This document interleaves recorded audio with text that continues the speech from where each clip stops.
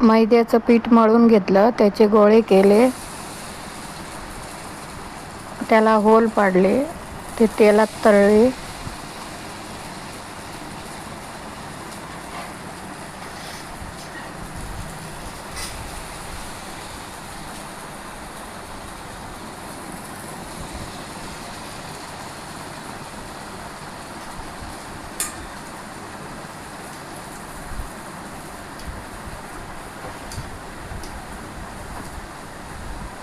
पाक तयार केला,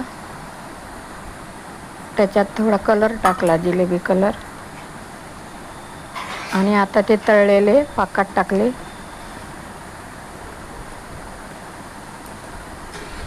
2 मिनिटांनी खालीवर केले. आता पहा कसे वाटतात बालुशाही. लाईक करा, शेअर करा, कमेंट करा. असे छान छान व्हिडिओ पाहत राहा. हॅपी दिवाळी.